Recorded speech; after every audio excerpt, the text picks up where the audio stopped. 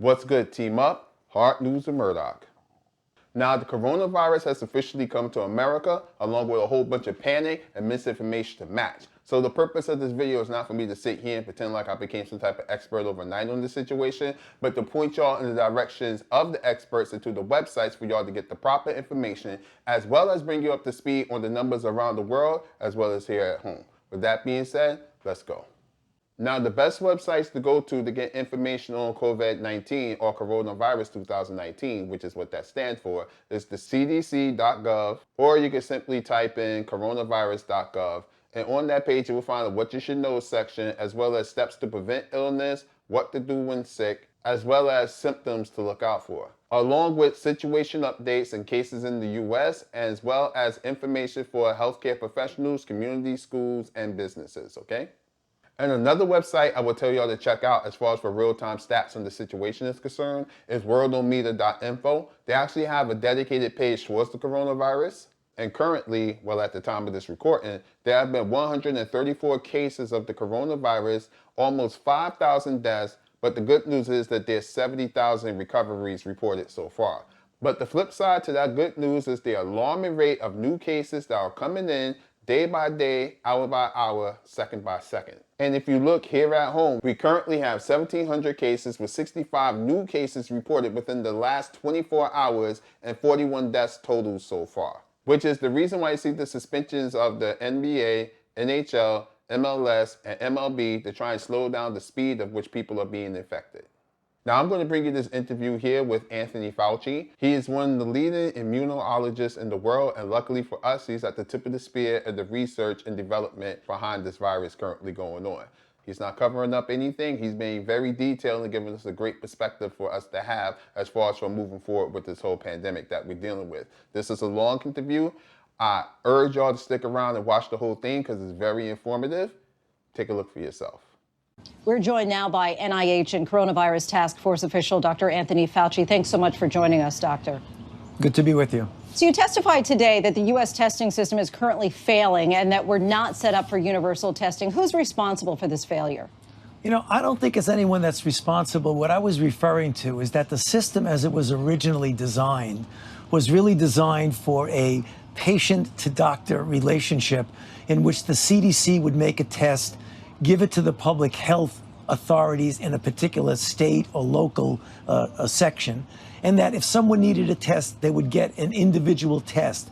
What it was not designed for was the broad, more global, as it were, screening, where you could not only just get a test for an individual, but you could go and essentially blanket the country to find out how many people are actually infected. That was something that was originally worked really very well for the systems that were in place then. Right now, we are making very rapid steps to going towards, I would hope in the next week or so, where we'd be able to get the commercial individuals involved, commercial companies, so that you can then much more easily get a test. But when I said it failed, I didn't mean it failed in the sense of what it was originally designed for. What it was originally designed for worked very well. But we've transcended that. We need to do much better. We need to get out there and get much more testing. And I believe that will be available relatively soon. So you're optimistic that that will be able to fix this? Yeah, no, we are going to fix it, for sure. We're going to fix it. I mean, we have to admit that in the beginning we didn't have what we needed, but now we will fix it. And so at this point, who needs to advocate in order to build the capacity for the universal virus testing?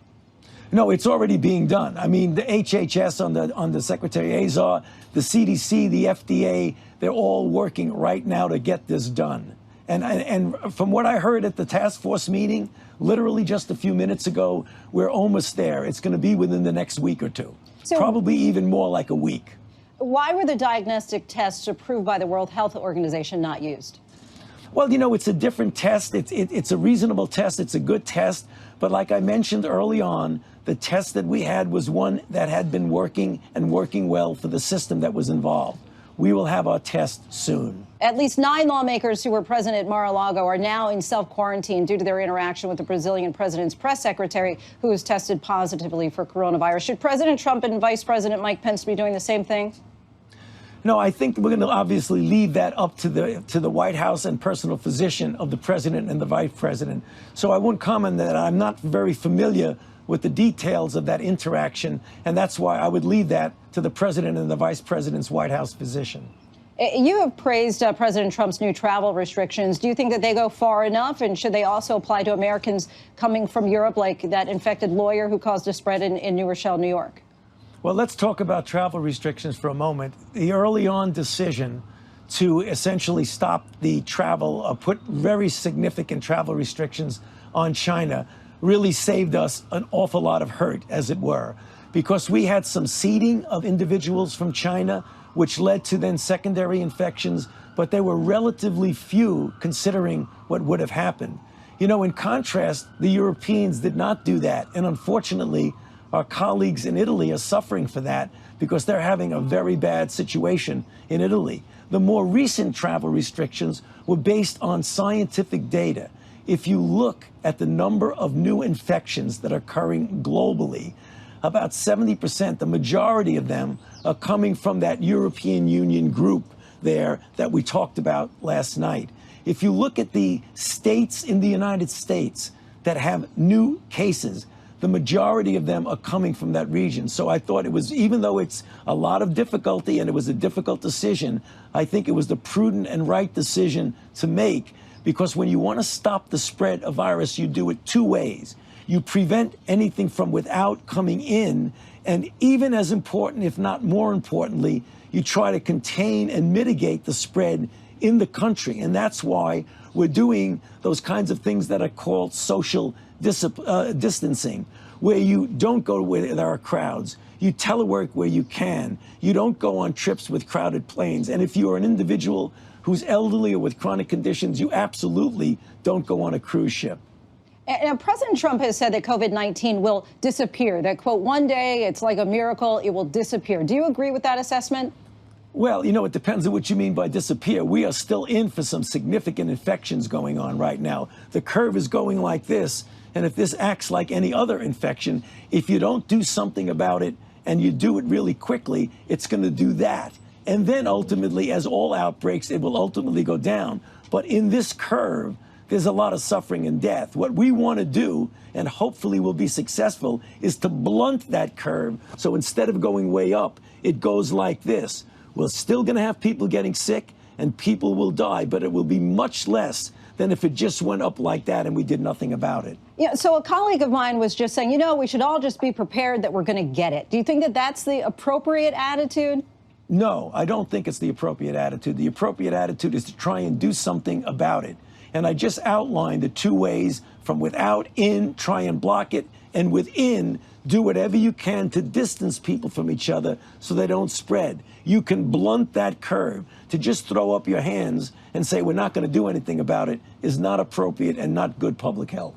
Now, doctors are restricting at this point who they can test. Can you explain who can get a test? If a person goes to a physician and says they are sick, they need a test, the previous restrictions that we need to make clear are no longer there. The previous restriction was you had to have either come into contact with someone who was a known coronavirus patient or had some interaction with someone who was a contact. Now, you go in, there are no longer those restrictions. You go to your physician, you say, I feel sick, I may have some symptoms associated, and you get tested. Okay, last question to you, Dr. Fauci, and again, we appreciate your time. What can you tell us about the treatment trials? What medications are helping? Well, there are no medications that we know are helping because, as you said correctly, there's still treatment trials. So what's going on in China and what's going on here in the United States is testing a couple of already developed drugs to see if they have activity against the coronavirus. We've got to be careful that we say we have drugs. There's nothing been proven.